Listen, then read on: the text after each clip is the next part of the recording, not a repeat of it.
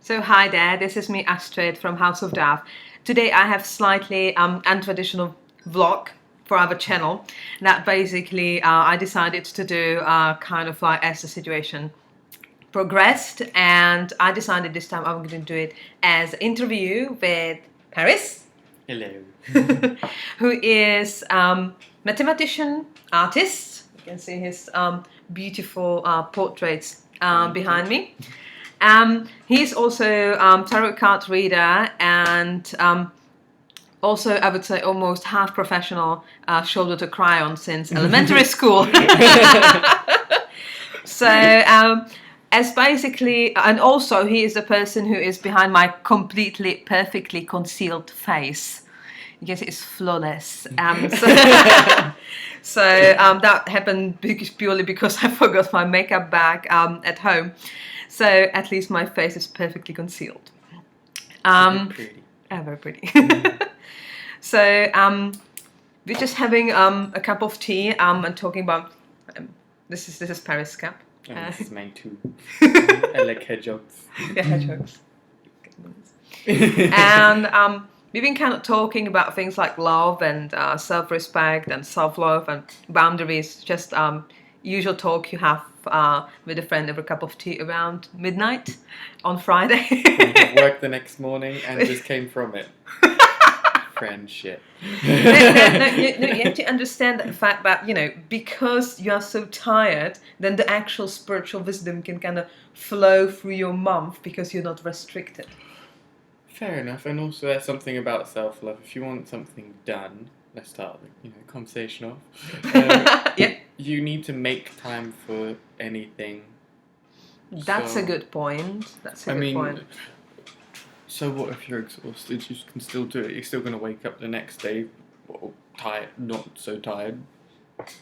Yeah, I think that makes sense. No, it actually makes perfect sense because I'm thinking about quite a few examples. Let's say even from my own family, that are basically this self-care that we kind of like put off. I know I can't go and let's say do my makeup, or I can't do, or buy myself something or read a book because there is no time for it. I can't do that. I can't take care of myself. And then I think the moment you do that, it's like, I can't read myself a book because I have to work, I have to blah, blah, blah, blah, blah. I can't find this 5 minutes for me. Then you kind of putting yourself like, I'm not that important. Yeah, you neglect yourself a lot more, and that I've seen many a relationship, like one in particular, where they not yours or mine, where they've broken up a long time ago now. Let's put it that way. They neglected themselves so much, and they were so close in their relationship that they neglected their partner as well. Ah. And they treated them the same way they treat themselves almost, which, I mean, is good to an extent, but then if it's negative, we all know that's not a good idea. It's like the same vibes as, when your mum or dad says, like, oh, Paris will do that. Yeah, they'll do that. And it's like, do I want to do that? Do I have time for that? Why are you offering my services? We've all been there. Yeah, very much so. Because I'm thinking, naturally, if you do that, it will have some sort of effect, let's say, because you're lowering yourself. I don't have 5 minutes to read my book or do my nails or do whatever. And then you naturally feel kind of like lowered. And naturally you are, because you're in close relationship, you will kind of ventilate it on the other person. And if they, let's say, go and read the book and find their 5 minutes for themselves, you might be like, I wouldn't do that. I wouldn't put myself so high to basically get myself this 5 minutes, and he does. So he doesn't deserve it. If I don't, he doesn't. But it's like... Is that okay? Okay. Because at the end of the day as well, you start to get resentment, and you put your own disappointment that you're actually jealous of the fact they've managed to organise their time to do so, when really you're upset with yourself. And you're getting angry at someone that you should normally be happy for, that they've managed to do that. Like, why have you suddenly turned it from being to be proud, to be envious. I've been there myself. So We all have. yeah, I guess so. So I know how it kind of feels, but I think at that moment when you're in the situation, you just know you kind of don't feel good about yourself, and then you can't really see the fact that, oh Jesus Christ, for fuck's sake, I should take care of myself. Yeah, well, the thing is that doing wrong isn't so bad as long as you know you're not doing it. It's what you do afterwards. Apologies, we all appreciate it, and we feel a lot better afterwards, but why don't we give them out as much as we should? Acknowledgement for what the other person has done. I know that a lot of people feel very uncomfortable, as I said a second ago, to say that they're proud of someone and to apologise, and we need to grow up and get over it and face reality and be nice to people. Make the world a happier place. The Paris, all unicorns and rainbows. Oh yeah. Oh yeah. Because even from your paintings, they're always like very colourful. Yeah, I like colour. Ooh. Black and white's cool, but colour's better. It's more optimistic. I think definitely. It's hard, if not impossible, to make the relationship working if you're not feeling good about yourself. If you think you look terrible, you feel terrible, you hate yourself, you just don't think you deserve that, you don't think you deserve that. Also something, even if you're single, that must be actually so hard, almost impossible to actually, how you are planning to attract somebody if you can't attract yourself? The most attractive feature is self-confidence. You know what? And I know it's true. And it doesn't have to be really the fake it till you make it. There's a difference between confidence and arrogance. And the ones that are faking it generally are the ones who appear confident. It's the bit with self-confidence, that's so true. I think that was one of the mistakes I actually made as a teenager. I was thinking, I'm not looking this perfect, therefore I can't love myself because I don't have this weight, I don't have straight teeth, I don't have that. Only the people who spend a couple £1,000 on the bracelets. Or blessed. Oh, blessed. So I kind of was expecting that for me to be able to love myself, I have to fulfill a certain list. So I have to have this size, I have to look this particular way, and before this happened, I can't love myself because I don't have this achievement and looks. But I think it kind of worked like downward spiral, because the less I felt self-confident about myself, the less I would, let's say, attract possible partners, and then I felt even worse because I was thinking, okay, so let's say this person is not attracted to me, it's because I'm not fulfilling this list. So it was even harder to actually find some sort of like a self-respect and self-love. And then what's interesting about that filling the criteria, is that the criteria of what you were attracted to isn't the same as the next person's, and we all know that. So why do we think that we have to be a criteria that fits for everyone, given that kind of the staple? Why are you going to make yourself a staple, restricting the person that you're actually meant to be with? Because you think about it, you'll find each other eventually, as long as you get yourself out there. If you're in your bloody bedroom, you're never going to meet anyone. But, like, being crying over the fact you're not a certain size. Been there, man. Been there. Bridget Jones all the way. I've been there. Yeah. There too, and there too. So you just need to, like, sort your life out by not changing yourself, unless yourself is changing you all the time, or Mr. Chameleon. I think actually, now Lucius said that be the person you would like to date. Alright, I wouldn't do that. I just do, hello, this is me. Well, Lucius is quite narcissistic, but Well, you have to love yourself to an extent, and as I was saying to you yesterday, what you like in someone else is generally the features you appreciate of yourself, and the things you dislike about yourself different. And as again I was saying yesterday, that goes hand in hand with when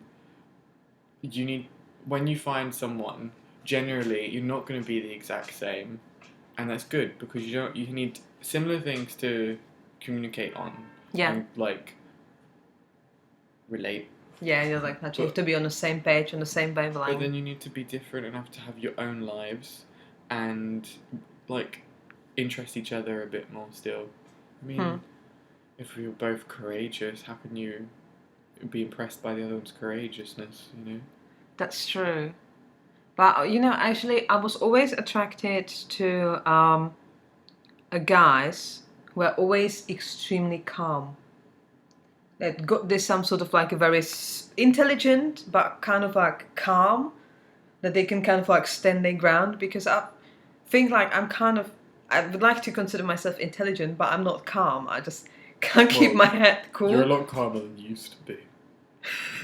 There's some stories that you guys should know. I think you should have a Secrets Out in the World vlog one day. The comment. If there's a comment, is there comments? Like, is this YouTube? Well, the audience doesn't have to know all the stories about me. It's like basically get to know your. especially not everything that's connected to me and is under the age of 26.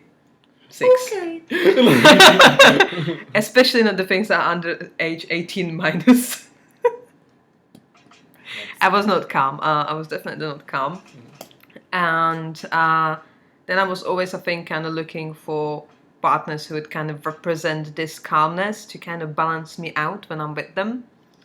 So, and actually, one way it kind of worked because I kind of freaked out or just got angry. I just got really flared up very quickly. But then I cooled down very quickly. But the problem was, because they were calm, they basically work they could get angry too, but they kind of work in a different way. So they basically take them a lot to make them angry, but then they have a problem with cooling down. So actually it didn't really being compatible, even when I actually considering it being compatible. But it was, I think, some sort of my own projection or looking for something I was missing on my own. So I think what Lucius meant with this date, be the person you date, is kind of make a list of maybe the things you appreciate the most in other people, then find out how is your own relationship with this particular themes. Like for me, it's, let's say, calmness, grounding, sensibility, maturity, and okay, so this is something I would be looking for. But then what's my own relation with those particular firms? Is it something I'm missing? Is it something I'm sharing with them? Is it something I need outside supply of? Because I don't know. I think okay, it can work, but I think the chances also it might not. I think the one thing though is never have a checklist for a potential partner, because if you do that, you're just gonna look right past the person you're meant to be with. Because at least I like to think I'm with someone who I'm gonna live the rest of my life with. I mean, investing a lot of stuff into it. So, been together over 2 years now, and still growing strong. Obviously setbacks, but my list is just, it would have been ripped up. It would have been burned. It's just not. And I'm okay with that, because how often do we actually know what we need and what we want? Hardly ever. When people say, "Oh, what do you want? What flavour ice cream?" I'm like, but then like my best friend would like give it to me, and I'd be like, "I love that." So just. It's true. And when another thing, I'm just gonna put this in now because like it's off way out there now. If you don't think you want love and you think it's an inconvenience or it's not right for you right now, or it's not time, you are gonna fall in love next week or something. Not next week, but you know what I mean. It's around the corner. It's coming. It's gonna hit you hard, and good luck with that. You just wish that upon yourself. Calm.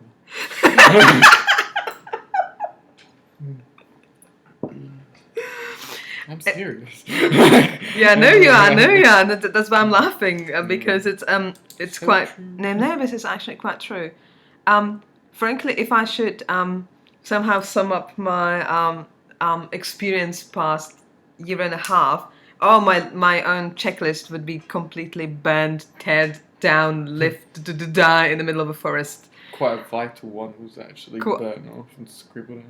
If you know what I mean. My list is just gone. Just. But I think calmness is one that we all want. Someone who's patient with us. No, everybody wants somebody who's patient. Somebody wants somebody who is passionate. Like very like. I've done that in my past, and I'm not going to do it again. One of those Latin series programs they have. You know. I just like. I myself am completely able to create all the drama that's sufficient for 4 people, and I know even if I'm trying not to. You don't create any drama. No, I don't create any. Like, where's my phone? I'm good.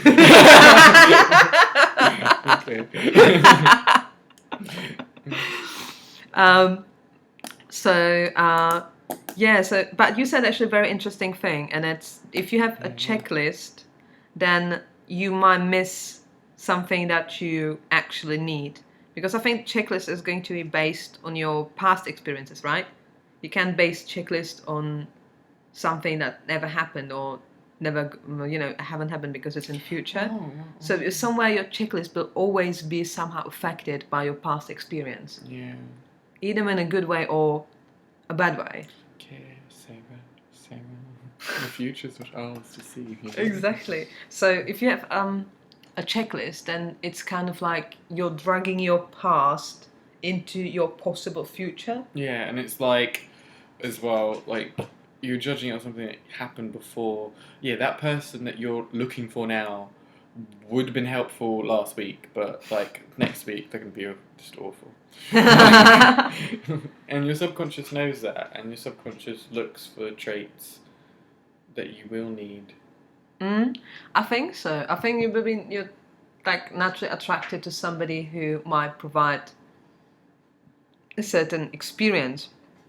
Either might be good or bad, but I don't know. I think you're right. The checklist is just not a good idea. But I think you still should have some sort of like a ground rules, like I'm not going to date anybody who went to jail or something like that. Yeah, maybe checklist for what not to have. Yeah. Yeah, instead of have.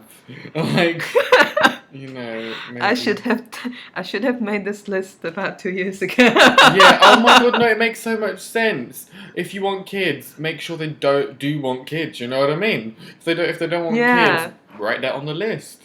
Like, I mean, that's what the things kill the relationships, but obviously don't take it on a first date and be like, sign this contract that you're not any of these things.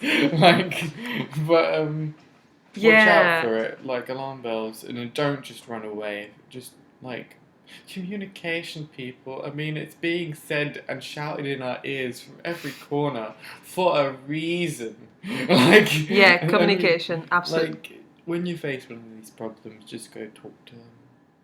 Like, and be rational. Be rational. I think that's even if you're not rational, try. At least pretend to be rational. Pretend! Yeah, pretending is actually doing. Yeah. So people don't realise that. Like, if you're pretending, you're just thinking, well, let's not really be doing it. Well, actually, you've just done it. That's a definitely parallel for wisdom. I think, if you at least try to pretend to be sensible, you kind of are sensible and maybe prevent the situation from escalate. And it's definitely true that I like me myself. I'm now thinking that I always should have had list of things I actually don't want.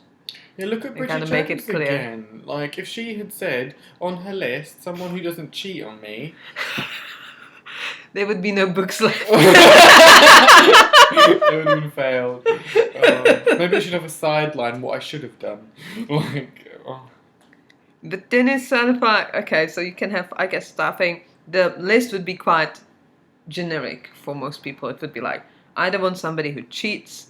I don't want somebody I can't trust. I don't want somebody who's an alcoholic. Unless you're alcoholic yourself and you're looking for a soulmate. But then go get help, go get an AA group. Somebody. So you need to sort that out. Like, intoxication's not fun. Give it a little while. So then you would have all those lists that this person, I want to trust him, I don't want somebody I can't trust, I want not cheating on me, I want commitment, I want let's say, like, I would say quite general things that people would normally say that they don't want. But I'm quite sure the opposite side would say the same thing. So why do they have such a hard time to actually agree on it when it comes to real life? What? It's like, let's say people go in a relationship and say, okay, my don't-do list, I don't want somebody who cheats, and the other person says, I don't want somebody who cheats, and then one of them cheats. So why is it not you working? can't prevent life. Okay. And I'm sorry, if you're gonna cheat, break up with the fucking person first. I mean, why are you gonna? Do that. That's not fair. Just break up with the person first, definitely. I don't see what. If you don't have these feelings, if you have feelings for another person, how can you have these feelings for that same person? If it's just physical based, get over it. We're above that now as humans. Like, with our, like, brain capacity. I mean... I know, like, there's, like, loads of people who would say something different, and I guess... But I feel about the same way. Like, so, for me, it's like... Yeah. If you want an open relationship, establish it. Ask. Maybe they're actually into it. Like... They're getting angry. It's true, though. It's that if you want to go sleep around... Why don't you see if your partner wants to sleep around? I think more people are open to it than you'd think. Maybe you should ask first in very polite and British manner. Excuse me, darling. Would you mind, we'll pop next door? Yeah, something like that. Yeah. Well... But I think actually I'm always saying that there are two ground rules for a long-term relationship. Rule number 1, communicate. Oh, yeah. Rule number 2, just don't be a dick.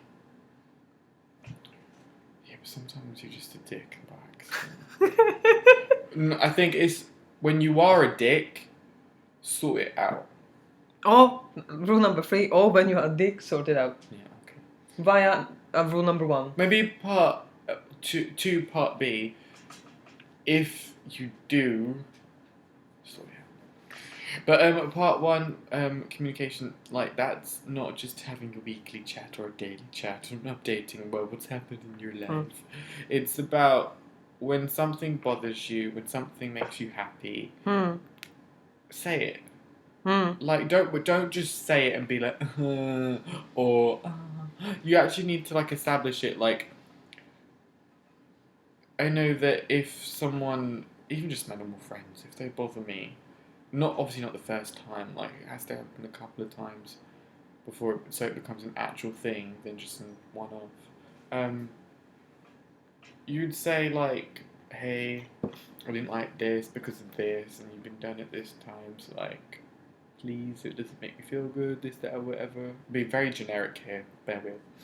And, like, if they love and care for you, they should adjust. Obviously, if you're, like, asking them to change their entire being, you need to relax the fuck down and address why these things bother you and why these petty little things, all of them. I mean, if you got an essay out of it, I'm sure, like, it's your problem, not theirs. Like, I think so. That's very much true. And congratulate and appreciate. I mean, it's sometimes more painful if you don't tell the other person why you love them, because, I mean, with this self-love thing, it's incredibly difficult, and I don't think anyone can actually achieve it completely to its full capacity. In a humble way. I was just about to say, unless you have narcissistic mental disorder. Yeah.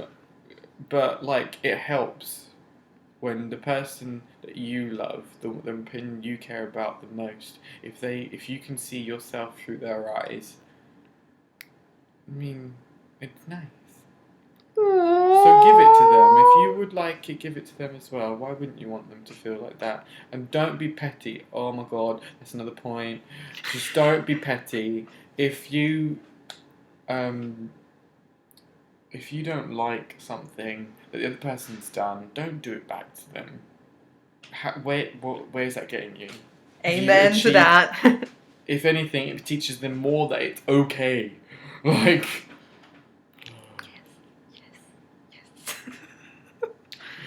But I think with the communication specifically, it has to be really two to tango. Well, yeah. I mean, all you can do is your own part. Yeah, and hope for the best. Yeah, I mean. Because I think I believe that when you're in a relationship, there's some sort of like openness and connection just naturally will happen. But then some types of openness and coming together, like open yourself to communicate and see the other person's opinion or point of view. I think that's something that might be a bit harder or something that to work on. I think also with relationships, it's always so emotionally charged. It's so hard to kind of like I think if people are pushing their opinion in relationships, in most cases they're just trying to make the relationship better, and that's their solution from their perspective. And then because it's so emotionally important, then they think if they would leave from that perspective, the thing would just somehow crumble. But I think it's more about really being open to your perspective, to the other person's perspective, but and try to maybe open the other person more before you start talking to them about things, and you can see they're like that basically, and you can't really go through, which actually can happen many times. Yeah, with that, it's like, remember, it's not, don't stop, I don't know where I heard this actually, don't see it as, it was a life hacks situation, when those Americans like help you, whatever. When you're trying to sort out a problem with anyone, don't see it as my point against your point. See it as my point against a situation, your point against a situation. How can we help solve this problem? You're not fighting each other. You're fighting something that affects you as a couple. That's any relationship. That's actually very much true. I think that's the problem, because when two people see my opinion against your opinion, then at some point in this conversation, when you just dust their own angry, then you can't distinguish the other person from their opinion. Are you attacking the other person, or are you attacking the opinion? And then it kind of can blend together, and you find out instead of attacking the opinion, you're attacking the other person for basically no reason. Just because you're so like... Yeah, it ends up being no reason. And the thing about the communication, if you have a problem and it doesn't get resolved that day, resolve it tomorrow. And if you have a problem whilst the other person is going through something, for instance, exams are coming up, or like deadlines of some form, don't fuck it up for them. I mean, I've done it to other people, and I regret it a lot. I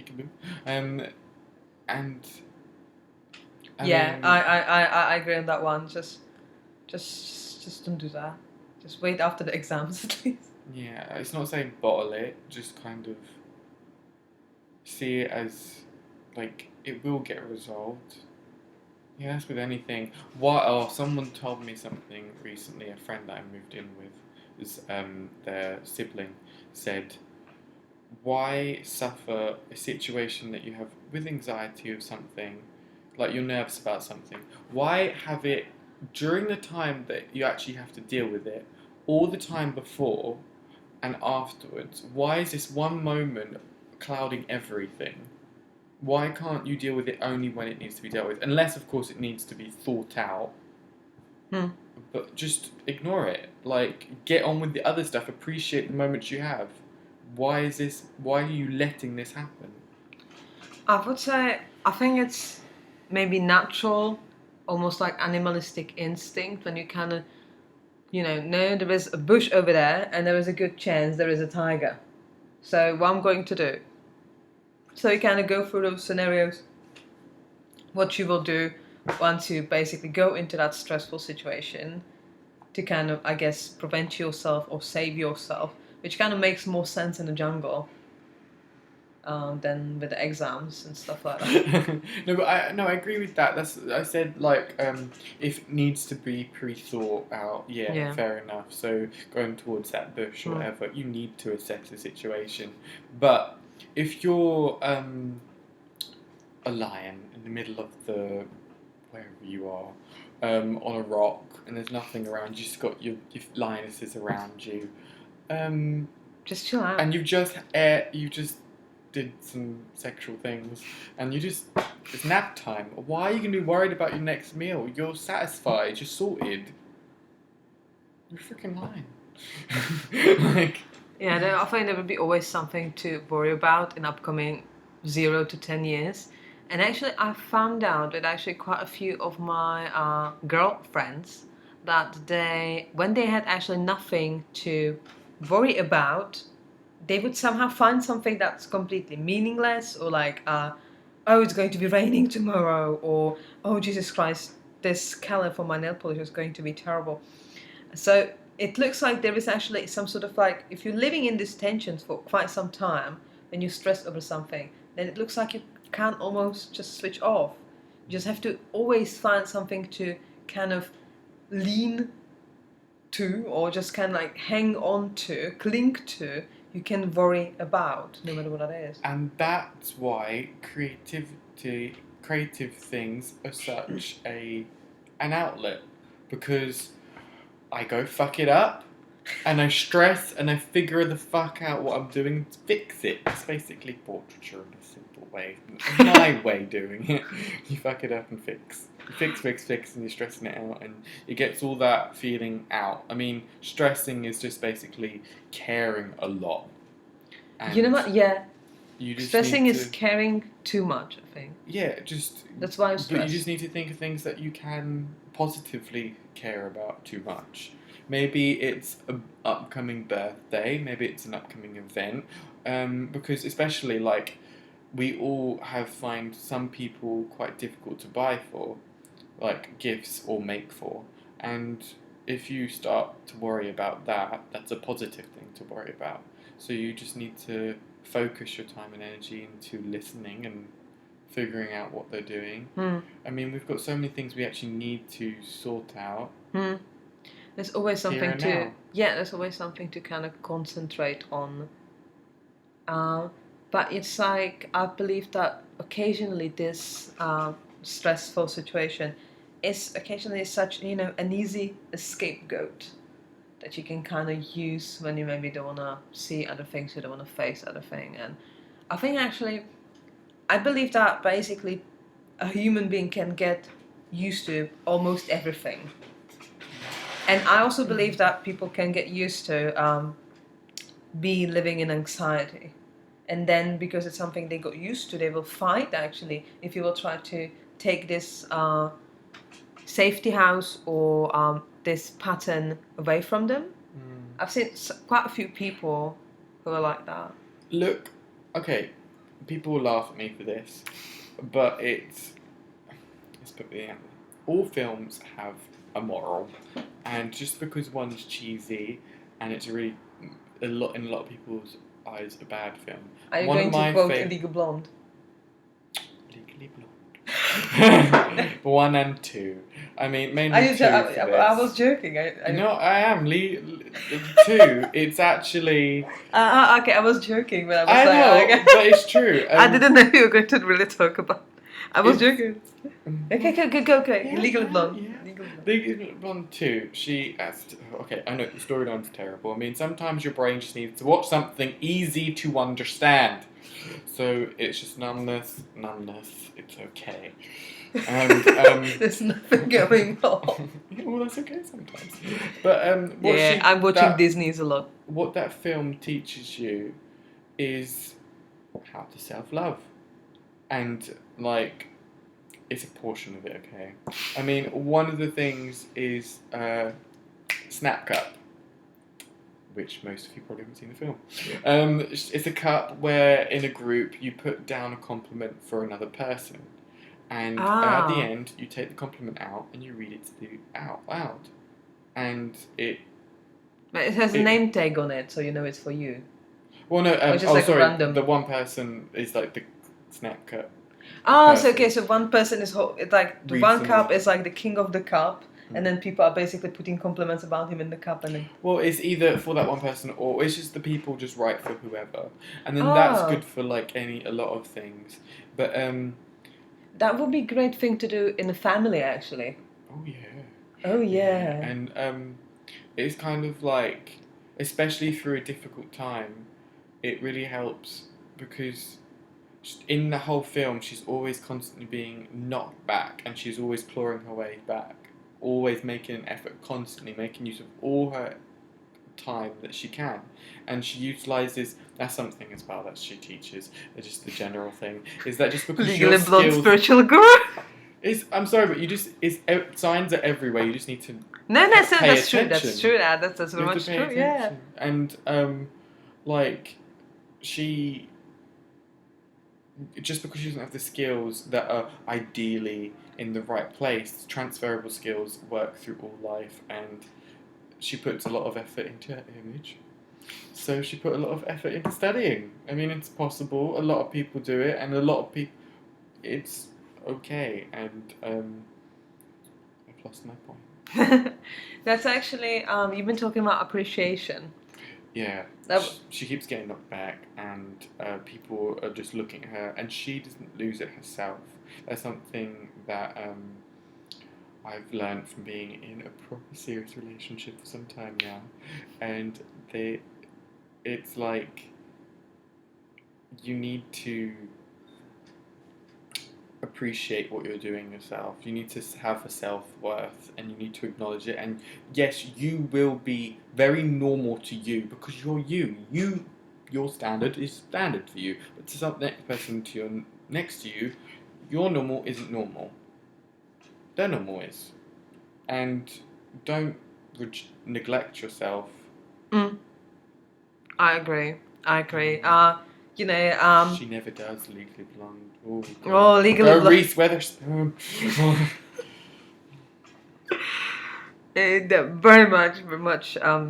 That's I think that was basically one of the key points we wanted to say in this whole, I don't know, it's like 40 minutes talk. Do not neglect yourself. Me personally, I've been there, and I know it's hard to achieve anything or attract anybody if you just look in yourself in the mirror and you completely hate what you see. It's so hard to kind of, do anything if you can't even be self-confident about yourself. So I don't think it's selfish. Self-love is not selfish. It's something else. In the words of RuPaul, the drag queen, on his show, at the end of every program... You're quoting Legally Blonde and quoting a drag queen? Yeah, well, fabulousness comes from a lot of self-love, okay? And he says at the end, or she, whatever you want, at the end of every show, if you can't love yourself, how in the hell are you going to love somebody else? And amen to that. I mean, sometimes a relationship can help you love yourself, but overall, and also another thing they say as well, which also could help some people, other people's business ain't none of your business. No, it's no, I said that wrong. Somebody else's opinions of you ain't none of your business. That's true. It's like sorry. Yeah, me too. I spent so too much time when I was younger to kind of care about others' opinions about me, and I'm kind of thinking why those people don't like me, and I kind of completely forgot looking at the people who actually did like me and asking, why those people like me. I was still, no, why those people don't like me, and I should look the other way. So no, that's very much true. And not always everybody will like you. Just naturally, not everybody will like you. I'm gonna have a little rant now. Except Paris. Everybody likes Paris. um, I would like them to. There's some people, and I'm sorry if you're one of them, but like when you see someone and they have very stableness, they're very stapled, like they have the plain bag with the branding on it, just the brand name. Why? What does that give you? That gives you a brand. It does not give you a beautiful bag. Yeah. When you have the typical courtroom shoes, what does that give you? Not style. It gives you this plain. When you wear, I'm talking about mainly girls because they are the most susceptible to it. The blonde dyed hair straightened. I mean, it's not so common now. I mean, it still is, but I mean, yeah, if that's your hair, whatever, that's your hair. Like, it's just this whole image of the Mac and just all this, the beiges and these brand names and simple, and it's like, okay, fair enough if that's for work, but why are you not expressing yourself? I mean, for boys as well, a lot of them, we like to play it safe. And a lot of them say, oh, I just don't have an interest. Yeah, you don't have to have an interest in fashion. You just need to like it. Do you like what you're buying? Do you wish it was something else? And sadly, we have a very restricted option. So if you're any budding fashion designers, design something interesting for a man, but don't make it a woman's clothes for a man. That's true. The cut is not the same. We don't look good in skirts. I mean, some may do, but not many. That's true. Like, male fashion is just boring and terrible in most cases. It's just bad. Colour. Like colour. Yeah. And what's with this small, medium, large situation that we have with tops? And actually, it's again something that Lucius pointed out, that when you have a male fashion department in a store, it's usually somewhere a corner in the basement. It's like, no wonder why it's not a fun experience. It's not made fun. It's like when you go, it's like when I'm shopping with friends and it's just like, I'm just like, oh look, you could wear this. This is all pretty. And then so you go to the men's section for me, and it's like, I own this already. Like because when you buy it once, you've bought half a shop. Yeah. Like it's sad.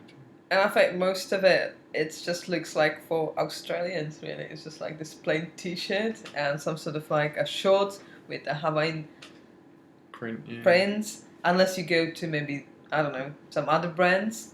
But even that, the men's section is usually like 1/5 of the size of the female section. And then they have like very like, usually just like normal shirt cuts.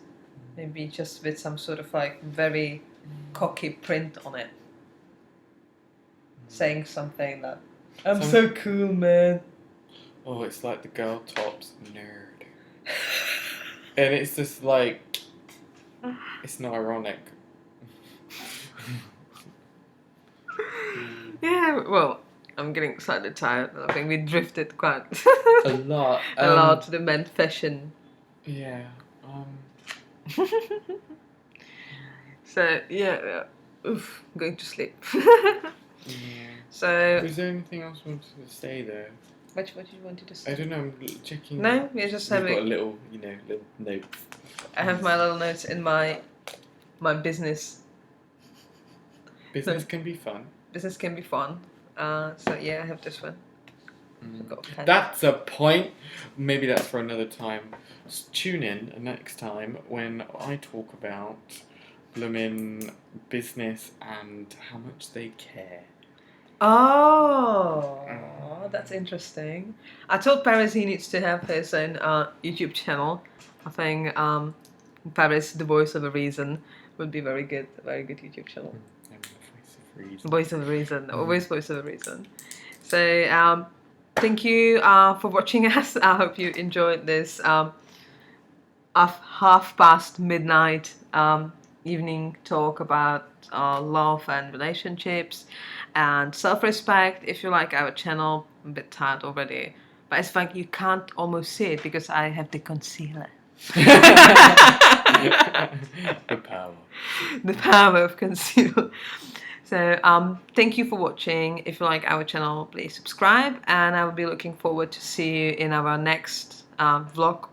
Planning to do some about resistance to acknowledging and attention actually for the things you've done and how many people are actually relating to it. There was some discussion about it on my Facebook.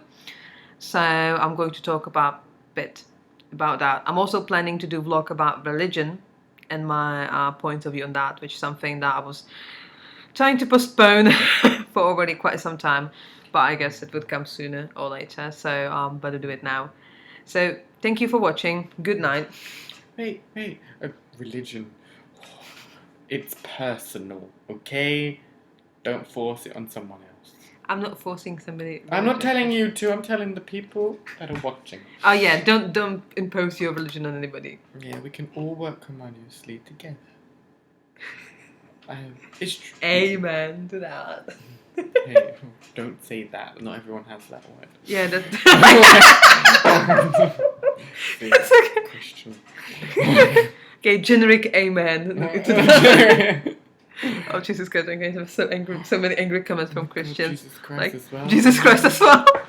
Like So Jesus Christ, like unpolitically correct. I don't have enough angry comments from Christians already. But wait for the religion video and let me explain what I actually think about those things before. It's just my little input. Okay. Yeah, sorry. Okay, so Hopefully I'll see you again and not like I Anne. hope so. Thank you so much. Have a good night. Bye.